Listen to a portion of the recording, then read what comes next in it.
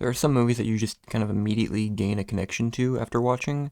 I have my fair share, but one that I frequently kind of think about is a small little film by George Romero.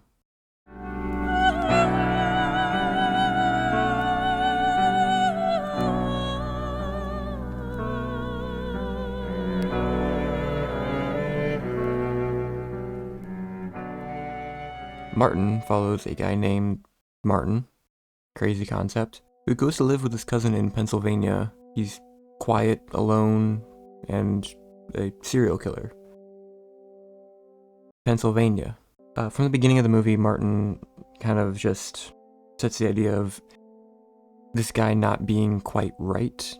Not really evil per se, not really like, ooh, what's the word I'm trying to think of? He's not a very good dude, but there's clearly something that's just like not right in the head. From the moment it starts, it shows him following this woman on a train, and he eventually breaks into her room and kills her. On top of that, he assaults her because he's too nervous and unwell to just get laid normally. He tries his best to blend in as best as he can. Well, I said best twice. He's resisting the urge to kill as much as he's possibly able to until it becomes too much. He befriends an older woman in the town named Abby, and kind of from the moment they meet, they kind of have this weird connection with each other. She's lonely, and so does he. So does he, so is he. What the fuck? They connect. And over the course of the film, their connection just grows stronger. It's interesting. I think it's a really interesting twist on this whole like vampire type thing. The whole thing is also, Martin, it's never made explicitly clear whether or not he is a vampire. It alludes to some potential ideas, but it also alludes to him just being a serial killer. And just not being mentally well and thinking he's a vampire. Obviously he goes out during the daytime, but this is not necessarily sticking to direct rules of like what is real, what doesn't. Nothing fucking matters. There's no rules anymore. From this point on, when he meets Abby, he starts to kind of try to change at least, and try to just live a life. And he tries not to kill people as frequently or in the same town. Oh, I just played with the pen, so it's gonna get annoying. He tries not to gain any suspicion from his cousin as he does killings, but he does kind of realize like he doesn't want to. He's trying to like break that urge. What I like about Martin is it shows him as like, it shows what his character is, like immediately, right off the bat, as a killer. And then gives us more about him. Then gives us something to kind of go off of. It doesn't build up this like, oh, this nice character, whatever, blah, blah, blah. And then, bam, inciting incident, and kills someone, gets a taste for it, does whatever. It's not that type of movie. That can work well, but I feel like starting him off kind of fucked up and trying to keep that in mind as everything goes on further is a much more interesting idea. There's the idea of like, oh, what if this is his first kill? It's clearly not. He's got a plan, he's got all the tools he needs, he has a lockpick, he has the drugs to drug her, and kind of just got a system down. But despite that, it also shows how troubled he is throughout the film, and there's constant flashbacks to potential flashbacks, maybe even just not even things that even happened. But it's him believing that he is a vampire, and therefore he has to kill. He never uses it as an excuse, but it just gives us that information. It's just like, you make your own judgments from there, whether or not this guy is worth any redemption at all. Anything he does, just, yeah. But the character is written with a lot of care.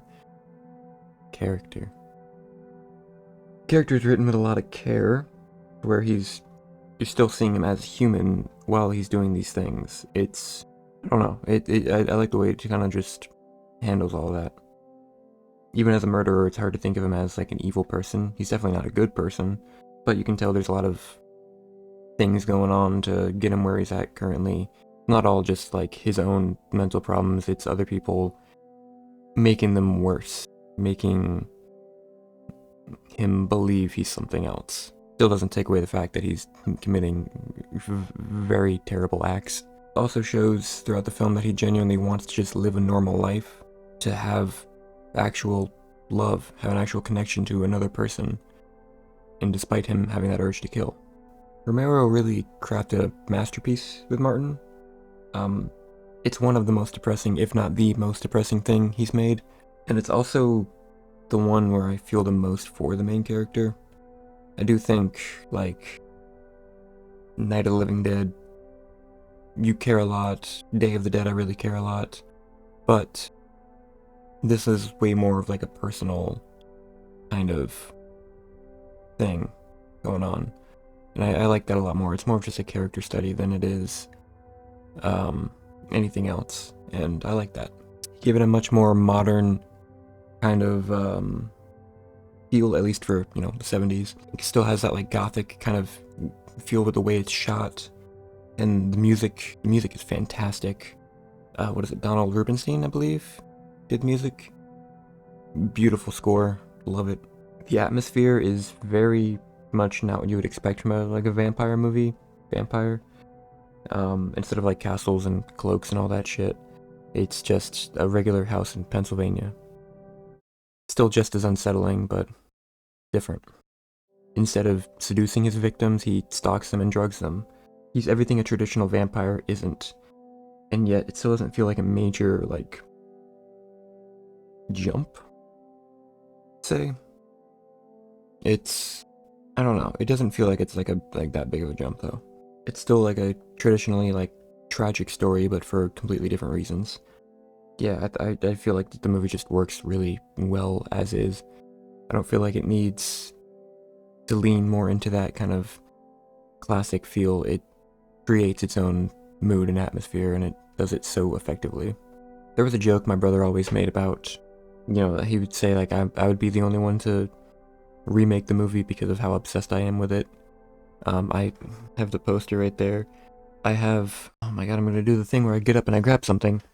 I got a version of it on DVD. They found classic negatives for it and released the 4K version, 4K Blu-ray. I didn't even know that. It's got the 4K, it's got the Blu-ray, and it's also got a CD for the soundtrack. That's kind of neat.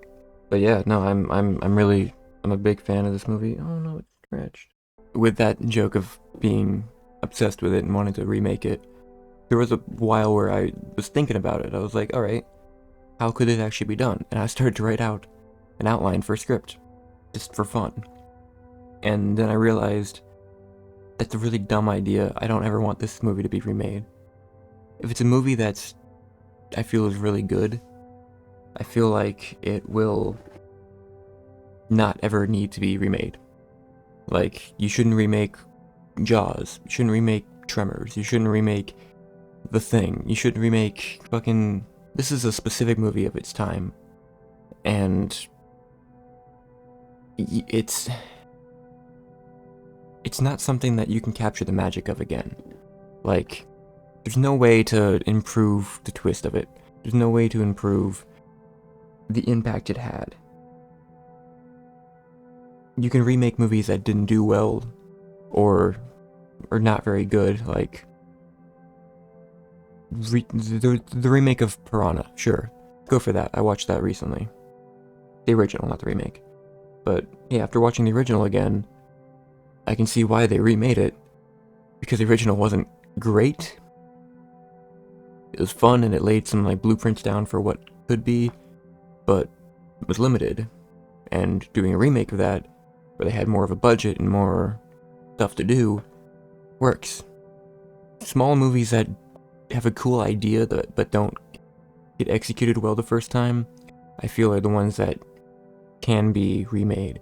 This is not one like that. This is one that it might have a small budget, but it has all the ideas down right. It has everything down the way it should be, I feel like. Anyway, Martin, I'm pretty sure you can watch it on YouTube right now. Yeah, you can watch it on YouTube. It's not really in the best quality, but I'm sure you can Also find it in other places. It's on Tubi? That's weird. It's on Tubi. Everything's on Tubi. What the fuck? Yeah, watch it if you can, or if you want to. I love this movie. It's a very personal movie to me. Yeah, I don't really have anything else to say. Watch Martin if you can. Watch some more George Romero stuff. Day of the Dead is another great one. Watch The Amusement Park. That's on Shudder. Bye.